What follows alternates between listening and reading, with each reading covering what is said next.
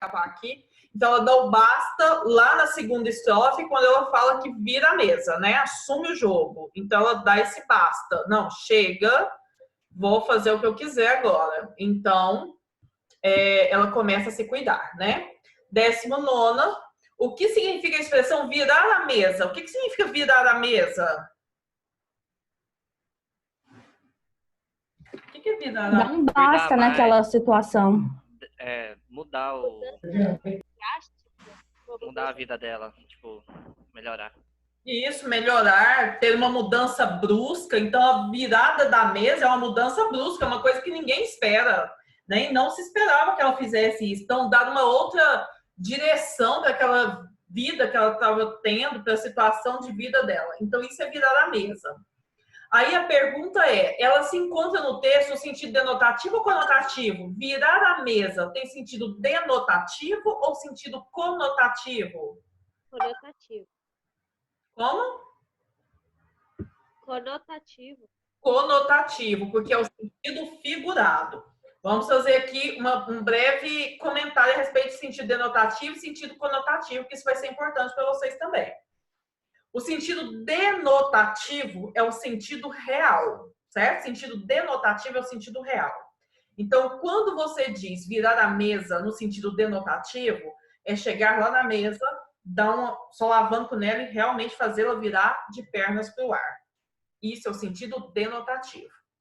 No texto, quando ela fala virar a mesa, ela significa dizer que ela vai mudar de vida, que ela vai dar um outro rumo para a situação que ela vive, que ela vai pensar diferente a partir de agora. Então, ela não vai chegar na casa dela, pegar essa mesa e virar de cabeça para cima, para baixo. O que ela vai fazer é virar a mesa, que significa, então, mudar o rumo da situação. Sentido conotativo, sentido figurado. O que é o sentido figurado? É o outro sentido que as coisas assumem. Como dizer dente de alho. Não é o dente. O dente mesmo é parte do corpo humano que fica dentro da boca. Isso é dente, denotativo. Quando eu falo dente de alho, o sentido é porque o dente do alho tem similaridade. Então, por comparação, eu posso chamar o dente de alho de dente de alho, mas não é. Então, é sentido conotativo. A cabeça da cebola, a mesma coisa, sentido conotativo. Entenderam isso? Pé de alface também entra. Pé de alface, o pé, né? Também. Então, aqui no texto, virar a mesa tem sentido conotativo, porque não é empregado no seu sentido real, tá? É o sentido figurado, ok? 20º, o que significa o verso nem serva nem objeto? Por que nem serva nem objeto?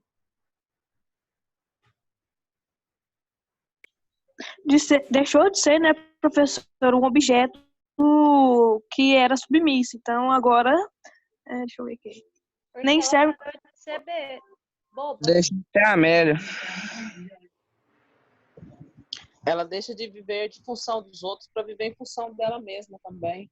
Isso. Então, ela não vai ser servil a ninguém, né? Ela não é serviçal de ninguém. Então, no caso, ela está seguindo suas próprias vontades. Então, ela não é nem serva, nem objeto. Ela é ela mesma e pronto. Então, é no sentido de ela não ser servil ou submissa, de ela estar sendo guiada pelas próprias vontades. Explique 21. Explique a importância do verso. Hoje ela é um também para o contexto da música. É importante dizer que hoje ela é um também?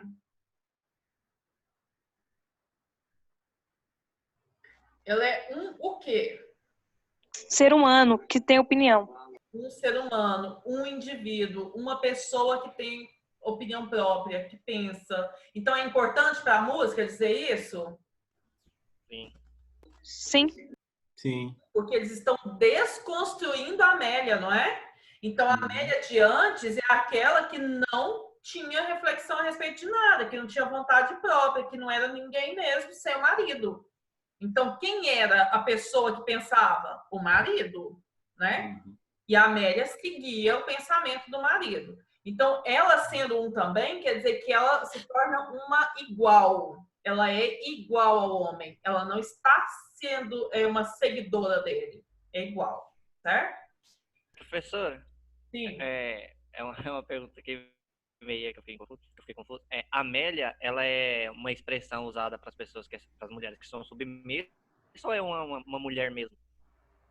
Na música, ela é uma mulher. Quando você emprega isso, você está fazendo uma intertextualidade e você está se remetendo à música. A expressão dizer, nossa, fulano é uma Amélia nessa vida. A expressão Amélia, ela surge de dentro da música, a partir da música. Ah, entendi. E quer dizer isso mesmo, significa submissão, mas ela não é de antes da música, ela veio da música. Certo. 22. Transcreva do texto verso ou versos que denunciam um problema de machismo, que infelizmente ainda é bem comum em nossa sociedade. Onde? Nós temos Ela ganha menos do que o homem. Isso, então lá, vamos voltar aqui, peraí, deixa eu voltar aqui. Terceira estrofe, né? A despeito de tanto mestrado, ganha menos que o namorado. Então, isso é uma questão de machismo. 23. O que significa ter talento de equilibrista? Comente. Por que talento de equilibrista? E trabalha fora e trabalha dentro de casa. Percebia no escrito ela. Ela consegue conciliar a vida doméstica e a vida profissional e estudantil, não é? Ela tem esse talento de equilibrista. Isso. 24. Copie do texto alguns exemplos de oralidade. Isto é, de palavras que são usadas na língua coloquial. Nós temos a língua culta, que é a língua escrita, e nós temos a língua coloquial, que é essa língua que nós falamos aí comumente. De nós, de ser, de teia, de teiado, de fazer ao invés de fazer. Essa é a língua coloquial. Existe alguma coisa aí que tem a ver com essa língua coloquial? Sobe só um pouquinho, por favor, professora. Um momento. Aí. Assim dá para ver a música toda.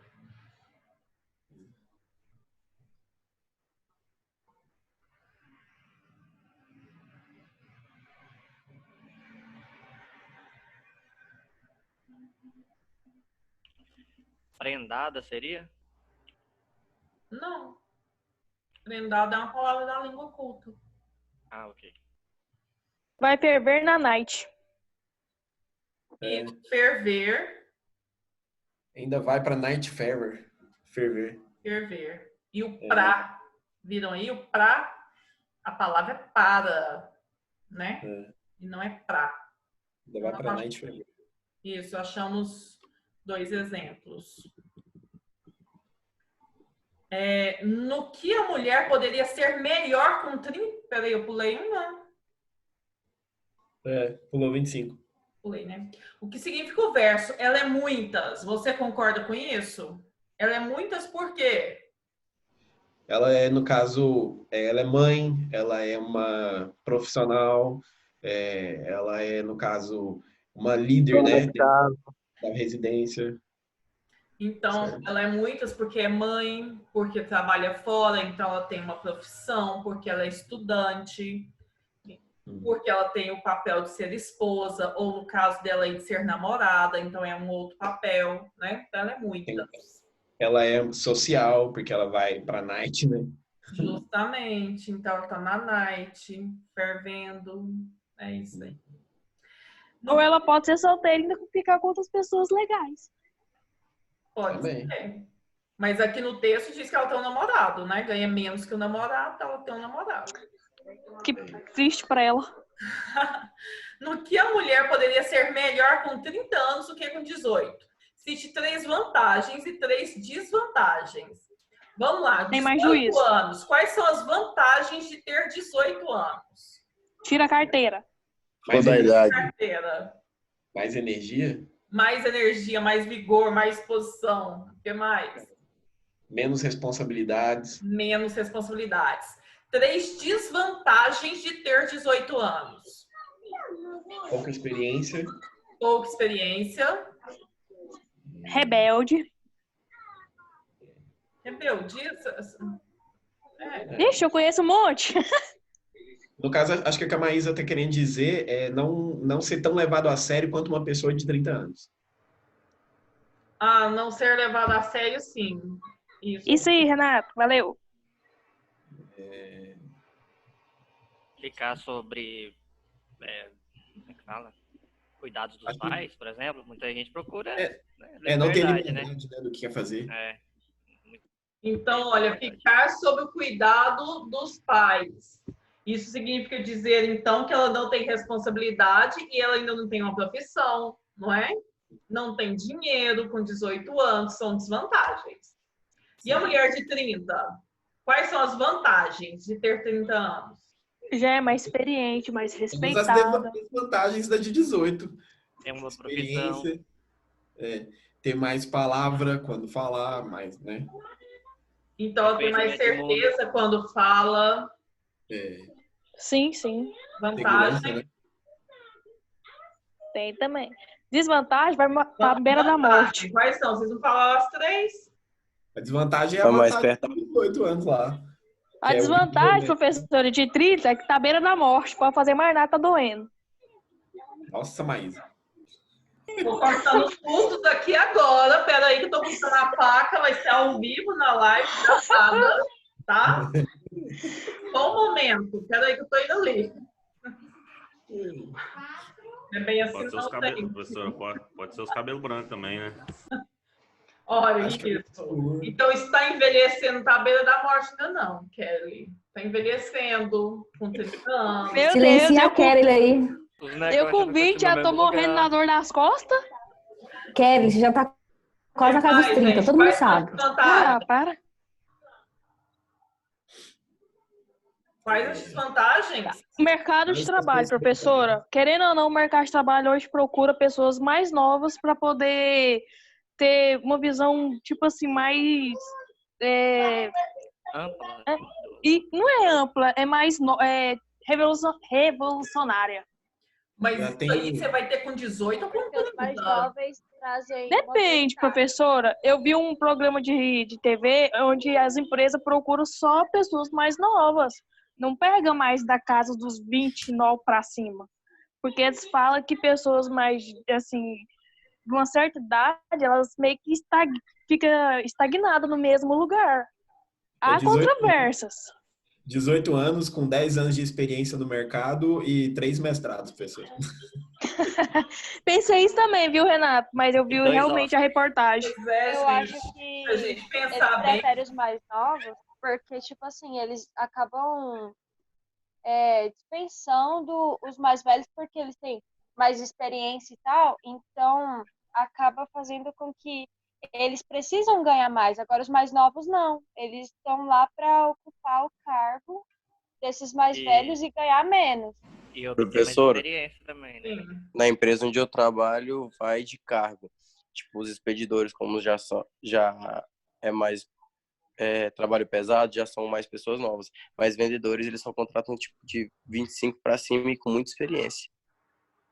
Então, vai para a nossa sociedade, para a nossa realidade, uma pessoa de 18 anos, ela está saindo do ensino médio, ela não tem profissão, ela não tem responsabilidade, como vocês disseram, porque ela ainda muitas vezes não trabalhou na vida, porque não teve necessidade. Ela não pode ser melhor que uma de 30, não, gente. E os 30 anos... Tem que ter mais responsabilidade, tem que ter concluído a faculdade, tem que ter começado o mestrado. É o que se espera. Não é uma regra, não. É o que se espera. São mais expectativas e cobranças da sociedade. E uma desvantagem dos 30, eu acho que é o tempo mais cheio, com mais responsabilidades. Tem mais responsabilidade. Isso é uma desvantagem, justamente. Tem boleto para pagar. Menos tempo. Eu que eu digo, pagar boleto. Péssimo. 27. Explique a outra intertextualidade presente na música ao citar o famoso escritor Balzac. Já expliquei para vocês, né? O Balzac, então, foi o escritor que escreveu sobre a psicologia das mulheres de 30 anos. Por isso que ela cita o Balzac. Ok? 28. Transcreva da canção uma passagem que comprova que, mesmo dando conta de vários afazeres, ela ainda consegue ter pique para se divertir. Onde? Depois do lar, do trabalho e dos filhos, ainda vai pra Night ferver. Isso. Então, depois do lar, do trabalho, dos filhos, ainda tem pique para poder ir ferver na night. E a Kelly quer matar a mulher com 30 anos, gente. Eu tô chegando lá, professora. Eu tô morrendo de dor nas costas. Eu só fui acampar e tô morrendo de dor nas costas. Então, tratamento, então, e parar com isso, Kelly. Aceita, Kelly. Aceita que você é restrito. Renato, para, né? Agora, esses aqui são os slides que eu preparei. Como eu não tinha mandado outra lista para vocês, e como não vai dar tempo de eu ler todos os slides que eu tinha preparado, nós vamos passar rapidinho e eu vou para os exercícios. E aí, depois eu mando os slides, que os slides estão respondidos já, para vocês estudarem, tá? Mas isso aqui já é tudo que vocês já viram, é só para poder repassar mesmo. Então, linguagem. Nós estamos falando aqui de linguagem verbal e linguagem não verbal. A linguagem verbal, vamos para o próximo slide aqui para vocês virem já. A linguagem verbal é quando eu tenho coisas escritas. A escrita, a fala é linguagem verbal. Então, cuidado, cerca elétrica, linguagem verbal. A linguagem não verbal é uma imagem, pode ser um desenho, pode ser uma pintura, pode ser um gesto, isso é linguagem, pode ser uma expressão facial, isso é uma linguagem não verbal. Então, o mocinho aí, a cadeira de rodas, né? A placa com a cadeira de rodas dizendo que ali tem cadeirantes, isso aí é linguagem não verbal. Cuidado com o cão bravo, linguagem verbal ou não verbal? Verbal. Verbal. Verbal. A bicicleta aí com essa tarja, linguagem verbal ou não verbal? Não verbal. Não verbal. Aviso, não pise na grama, verbal ou não verbal? Verbal. Verbal. Aí embaixo a gente tem lá a marcação da pessoa deficiente visual. Linguagem verbal ou não verbal? Não verbal. Verbal. Não verbal. E aí depois a gente tem alguém que diz assim, com um símbolo. Silêncio. Linguagem verbal ou não verbal? Não verbal. Não verbal. Então, não verbal é quando eu tiver símbolo, quando eu tiver uma imagem, quando eu tiver uma figura. Não verbal. Verbal, escrita ou fala. Então, os elementos da comunicação, como a gente falou lá anteriormente, os elementos da comunicação são 6 e eles servem para estabelecer a comunicação de forma que essa comunicação aconteça efetivamente, certo? Então, a comunicação está ligada diretamente à linguagem e à interação. E é preciso que haja uma situação de inter-relação entre o emissor e o receptor para que essa comunicação aconteça. Então, o emissor é sempre o eu, o emissor é sempre aquele que fala, o emissor é sempre quem está enviando a mensagem. O receptor é aquele que vai receber a mensagem. Então, o receptor é o que vai estar ali para poder receber essa mensagem. É preciso, então, haver 2 interlocutores. Interlocutores significa emissor e receptor. Então, a primeira coisa que eu preciso que haja, para que haja uma comunicação, é alguém que fale, o emissor, alguém que ouça, o receptor, certo? A senhora a professora, a senhora é emissora e eu sou receptor. Isso. Se eu estou falando, agora que você me fez uma pergunta, enquanto você falava, você era emissor e eu receptor, certo? E o canal é o meu telefone. O canal, o seu telefone, o canal é a internet, o canal é o computador aqui, ok? Então, o canal é o meio por onde essa comunicação vai ser efetivada. Então, o canal pode ser a internet, o canal pode ser uma folha de papel, o canal pode ser um muro. Não existem as pichações por aí, então eu posso mandar minha mensagem no muro da escola, no muro da igreja, pode ser num prédio no centro. O canal é onde? É na parede? Então, a parede é o canal. Eu escrevi essa mensagem no celular, então o celular é o canal. Ah, é uma ligação telefônica? Então, o telefone é o canal, certo? Então, esse é o canal. Se o canal falha, o emissor e o receptor também vão falhar na comunicação. Por quê? O emissor fala, o canal falha, o receptor não recebe a mensagem. Ele não ouviu, por exemplo. Então, não tem como ele dizer nada. O código é como a mensagem foi transmitida. Então, a língua portuguesa é um código. Então, esse slide aqui, por exemplo, nós temos um slide em língua portuguesa. Então, o código para nós aqui é língua portuguesa. Mas poderia ser... a arquitetura é uma forma de código. A engenharia é uma forma de código. Porque é o jeito, tá? É a forma como isso se apresenta. Então, isso é o código. A pintura pode ser um código? Pode ser um código também. O desenho pode ser código? Também pode ser código. Tá? A mensagem é o texto em si. A mensagem é o próprio texto. É o que está sendo dito, é o que está sendo escrito, é o que está sendo transmitido através desse código, desse canal, através do emissor. Então, essa é a mensagem. E, por fim, o referente, que é o contexto, que nós falamos lá no início sobre esse contexto. O contexto é a situação geral. Quando a gente pensou lá na música do Ataúfo Alves, que ele contextualiza, olha, nós estamos falando de 1942, isso é o referente. As mulheres, em 1942, se sentiam representadas pela Amélia.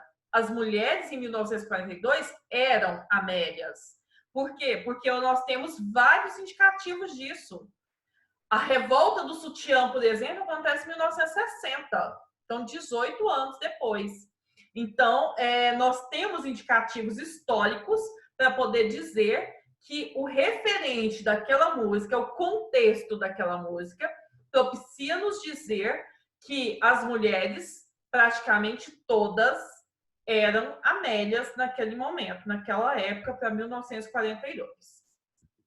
Tudo bem até aqui? Perguntas? Passei sem perguntar? Beleza, certo? Tudo bem? As funções da linguagem, que vocês também fizeram lá na unidade 2 da plataforma. A unidade 1 eram os elementos, né? A unidade 2, as funções da linguagem. As funções da linguagem estão linkadas com os elementos da comunicação. Então, se são 6 elementos da comunicação, nós temos, então, 6 funções da linguagem. A função referencial, que está ligada no referente. A função referencial, ela é sempre denotativa. A função referencial é quando o texto ele não tem outra intenção a não ser dizer aquilo que está sendo dito. Então, tem função denotativa, por isso é a função referencial. A função emotiva está ligada ao emissor. Então, faz parte daquilo que o emissor sente, daquilo que o emissor pensa, de como ele age. Então, são as emoções, os sentimentos, a forma como o emissor encara as coisas. Então, se o emissor começa a fazer falar a respeito da vida dele, falar sobre os descontentamentos dele. Não, eu penso que tem que ser assim porque eu me senti ultrajado outro dia, porque eu saí na rua e alguém fez isso e isso e isso comigo. Ele está falando sobre ele, sobre como ele se sente. Por isso que é a função emotiva. Não procurem na função emotiva nada ligado a amor, paixão. Não, não é isso. Ele pode até estar dizendo para você, o emissor, quando o emissor se coloca no texto. Quando ele diz eu, quando ele diz meu, quando ele diz posso, faço, quero, funções que são representativas da primeira pessoa. Então, a função emotiva está centrada na primeira pessoa. Pronomes e verbos de primeira pessoa. Interjeições ou reticências, né, que estão ligadas a esses sentimentos. A função poética, ela tem a ver, ela está linkada com a mensagem. Então, lá dos elementos da comunicação, a função poética está ligada com a mensagem. A função poética é o formato da mensagem. Isso aqui não significa dizer, não quer dizer que a poesia é melhor ou é pior. Não é o conteúdo que importa. O que importa, na verdade, é como que esse conteúdo está disposto, como a mensagem está disposta. Ela está disposta através de uma música, então é versos, é ritmo, é rima. Como que ela está disposta? Não, ela foi desenhada, então isso traduz a função poética. É o modo de apresentação do texto. Então, uma música seria uma função poética. Ela teria função poética. A música teria função poética. A função fática. A função fática é a função do contato. É quando você tem esse contato com a pessoa. Oi, tudo bem? Você entra no elevador e fala assim, nossa, hoje fez frio cedo, né? Não tem uma necessidade de você dizer nada. Até porque, às vezes, você nem conhece a pessoa que está no elevador. Mas você quer manter um contato. Dizer para a pessoa, olha, pode conversar comigo se você quiser. Estou aqui, ó. É ser educada, professora. Justamente. Então, você não tem nada para dizer. Então, bom dia, boa tarde, boa noite. Como vai? Tudo bem? Funções fática. É a função do contato. É só para manter esse contato. Né, gente? Então, esse né, função fática. Quando a gente não usa essa função fática e fala que a gente é mal educado, a gente é mal educado. Não pode deixar de usar. É a função do contato. É para manter esse contato com o receptor. Então, precisa usar mesmo. A função conativa ou apelativa recebe esses dois nomes. A função emotiva também pode ser chamada de expressiva, tá? Então, a função conativa ou apelativa é quando a gente tem no foco o receptor. Então, eu tenho a intenção de fazer com que o meu receptor haja de modo diferente como ele vem agindo. Quando você diz, por exemplo, nossa, gostaria tanto que você comesse menos, ou gostaria tanto que você bebesse menos, então você está apenas dizendo, não, você está fazendo um pedido, quero que você beba menos, quero que você coma menos. Isso é função conativa. Então, uma função conativa seria, por exemplo, Deus me ajuda nas provas? Também. Poderia ser um apelo para Deus. Então, esse é sempre quando você tem a intenção de fazer com que o seu receptor modifique alguma coisa. Lá atrás, você não pise na grama. Então, a intenção daquele não pise na grama tem função conativa, função apelativa, porque, na verdade, ele quer convencer você a dar a volta e não pisar na grama, tá? E a função metalinguística é quando você dá um conceito, quando você conceitua, quando você diz o que é. Então, aqui no texto, por exemplo, é escrito assim, ó, a linguagem é essencial para estabelecer comunicações e relações com outras pessoas. Nessas duas primeiras linhas aí do texto do slide, nós temos a função metalinguística. Ela está definindo. Então, a metalinguagem é o código que explica o próprio código. Então, são palavras da língua portuguesa que foram usadas para explicar o que é linguagem, que também é uma palavra da língua portuguesa. Pode ser uma figura que explica a própria figura, um desenho que se explica.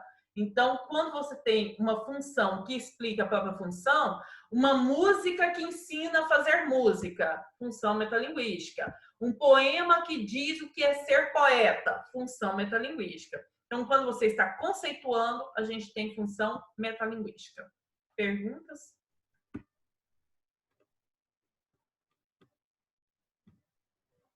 Então, vamos lá. Algumas atividades, já que vocês não têm perguntas. Primeiro, observe o cartoon a seguir e responda a questão 1. Nesse cartoon, nós vemos pessoas diferentes, não é? Cada um aí é uma, então pessoas diferentes, e que todas elas estão juntas no mesmo espaço, no mesmo lugar, e todas têm o mesmo pensamento, solidão. E observem que na cabeça de cada um, né, no balãozinho de pensamento de cada um, tem uma letra da palavra solidão. Então, olha a pergunta. No cartoon apresentado, o significado da palavra escrita é reforçado pelos elementos visuais próprios da linguagem não verbal. Os elementos visuais, então, são as pessoas que são diferentes, que não estão olhando uma para a cara da outra, que estão andando por ali. Então, é isso. A separação das letras da palavra em balões distintos contribui para expressar principalmente a ideia de quê? A ideia de dificuldade de conexão entre as pessoas. B. A ideia de aceleração da vida na contemporaneidade. C. O desconhecimento das possibilidades de diálogo. D. O desencontro de pensamentos sobre um assunto. Ou E. A diferença entre as pessoas que habitam o mesmo lugar. Qual a resposta? A, B, C, D ou E? Professora, eu fiquei na dúvida entre a B e a A. Eu fiquei entre a A e a C. Uai, gente, vamos lá então. Aqui ele está falando das palavras que foram separadas, não é? Se a gente considera a letra A, dificuldade de conexão entre as pessoas. Quer dizer que é tanta solidão que cada um pensou numa letra diferente para formar essa palavra, certo?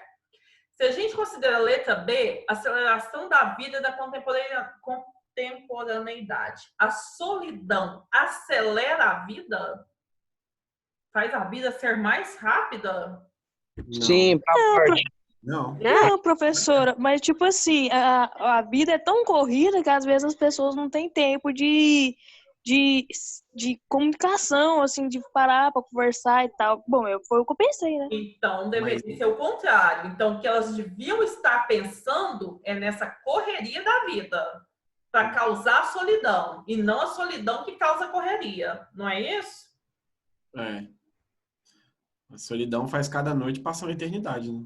Não é corrido, né? É. O desconhecimento das possibilidades de diálogo. Por que vocês acham que é desconhecimento das possibilidades de diálogo?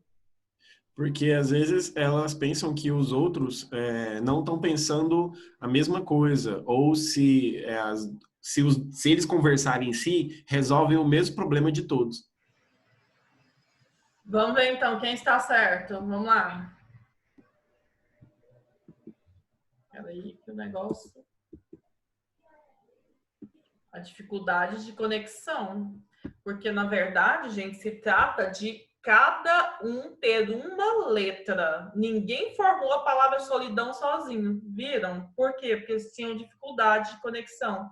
Ninguém teve condições de tratar a palavra em si. Então, a palavra saiu separada porque, na verdade, eles não conseguiam se conectar um com o outro.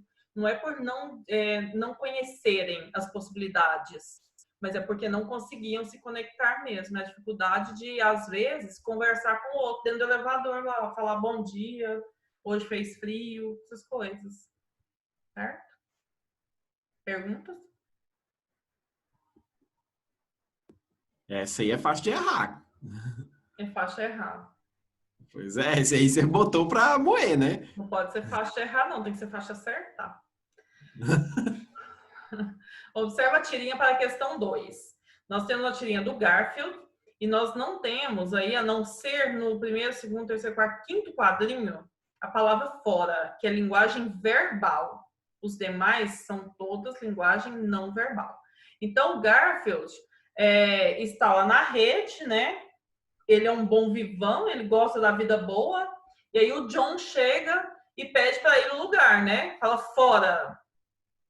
Aí ele olha para o John e resolve sair. Aí o John coloca a língua para ele, explicando, né? O John é o dono dele. Aí ele vai com a unha e rasga a rede. E o John fica ali na rede, entalado, né? Prensado ali na rede. E observem que isso acontece durante o dia e já é noite no último quadrinho e o John continua lá. Quer dizer que ele vai ficar lá, o gato não vai fazer nada para tirá-lo de lá, certo? Então, número 2. Sobre a tirinha de Garfield, é correto afirmar que, letra A linguagem verbal é o elemento principal para o entendimento da tirinha? B, o uso da linguagem verbal não faz diferença para a compreensão da tirinha? C, o uso simultâneo das linguagens verbal e não verbal colabora para o entendimento da tirinha? D, a sequência cronológica dos fatos relatados nas imagens não influencia na compreensão da tirinha? Ou letra E, a linguagem não verbal não faz sentido nessa tirinha? Eu acho que é a letra C, professor. Eu acho que é a letra B. Acho que é a letra B. Se você colocar o dedo, por exemplo, aonde ele está falando fora, você consegue compreender ainda. Não faz diferença o fora ali? Eu também acho que é a B, não faz diferença, porque tá com o dedo mostrando assim para trás. Mas tanto a linguagem verbal e não verbal em uma tirinha é essencial para o entendimento dela, não? Dá um sentido mais bacana. Letra C. Letra C. Acertei. Simultâneo das duas linguagens. Todas as vezes que nós tivermos linguagem verbal e linguagem não verbal, eu preciso ler as duas linguagens para poder ter o entendimento completo da tirinha. Certo? Por isso que não pode ser, não faz diferença. Ela faz diferença sim, porque as duas coisas unidas, somadas, vão fazer a diferença para o entendimento da tirinha. Certo? Faltam 2 minutos para terminar. Estabeleça a relação entre as colunas, numerando a segunda de acordo com os elementos do processo de comunicação expresso na primeira. Então, emissor, receptor, código, canal, mensagem, referente.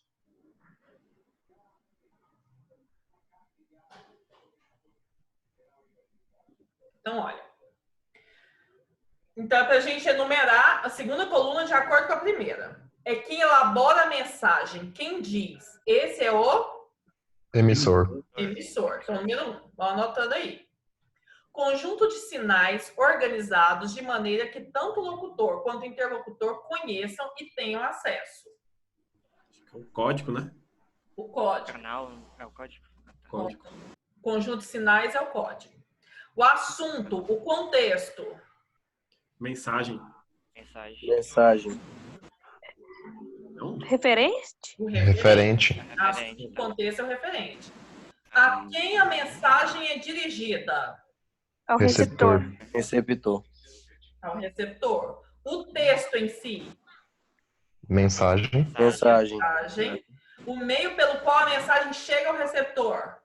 Canal. Canal. Anotar a numeração? Então, já dei de graça, olha lá. A numeração certa, gente.